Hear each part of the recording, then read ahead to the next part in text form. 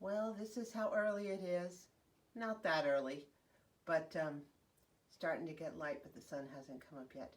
So I'm going to make myself some potato onion fritters just right for this morning. I steamed these a few days ago. Some russet potatoes, divided them and cut them in half again, excuse me, and peeled them. So I've been taking several out every day to make my fritters. You can add whatever you want to these. This time I'm adding onions. I just opened the refrigerator and saw I had some cooked white beans in there. I probably could throw those in, or any cooked vegetable. Broccoli, I did cauliflower a few months ago. It's a good way to just add a little bit of vegetables to your diet and maybe bulk up the potatoes, change it up a little bit. So I'm going to pull some of these out and mash them and cut up my onion, and we'll be on our way. All right, I have my masher here and I'm just going to go for it. Get them all mashed up and ready to go. I never put my potatoes in the food processor like this, or I never blend them or do anything like that, because evidently it can really wreck the potatoes. I don't know what happens there, but a chef told me not to do that. I guess there are ways you can blend them without doing it by hand, but I've been wary ever since.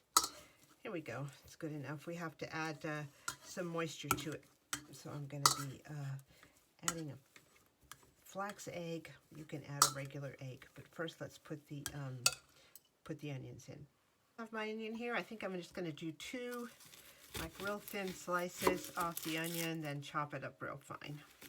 Here we are, good enough. I'm going to put it in with the potatoes right now.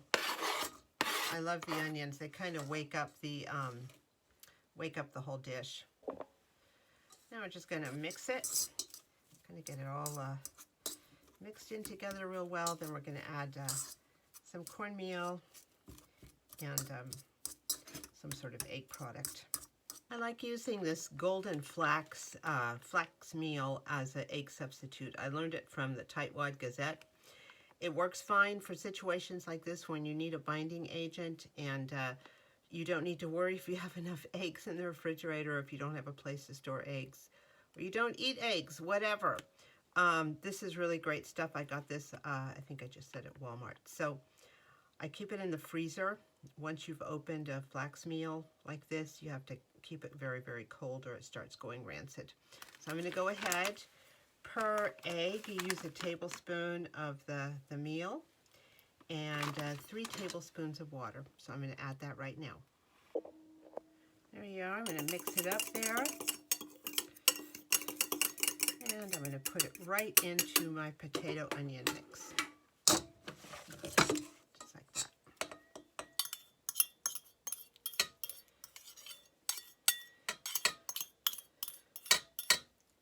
And mix it up. If you need to add more, add more. If you have more potatoes than I have. We basically want to get a sort of consistency that we can pick these up with our hands and make little patties out of them. So you want to make sure that flax egg is all over the place. And you can use a regular egg here too. Just I don't keep a lot of eggs on hand at any given time. So it's nice to know that I have an easy substitute for stuff like this. I save my eggs for certain types of baking. Although I usually use breadcrumbs for things like this, I'm going to be using cornmeal this morning. Sometimes you just can only take so much flour in your diet. I don't know what the deal is. So cornmeal also works great, and I'm just going to put a little bit in there, you know, a little bit at a time, just until it gets stiff enough to pick up and make a patty out of it. If this seems too dry, you can always add water too. So this seems about right. Here they are. I just made patties and put them in the frying pan in some oil, and I'll be turning them momentarily. Really looking forward to breakfast. While we're waiting for the potatoes to cook, I'll show you my succulents.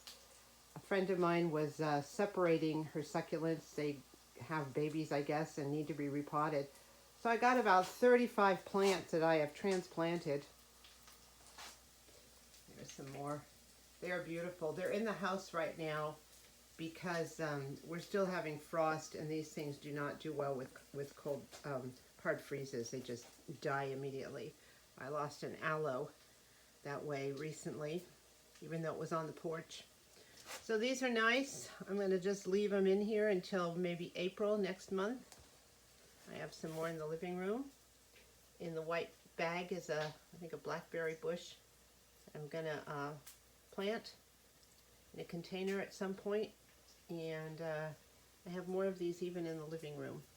My stove and oven is in a different room than the rest of my kitchen, so these are sharing space with that out here in the back room. I've turned these over. They're a beautiful golden brown color. In a few minutes I'll take them off and drain them on a plate on a paper towel. Here's the first round, looking good, all nice and golden. I have a couple more still in the pan. I think I'm going to sit down right now and have breakfast. These are draining nicely and they look and smell delicious. Well, here we are after cooking the potatoes. Certainly lightened up quite a bit. Sun is coming up. And I'm looking forward to a beautiful day. I hope you are too. Thank you so much for watching.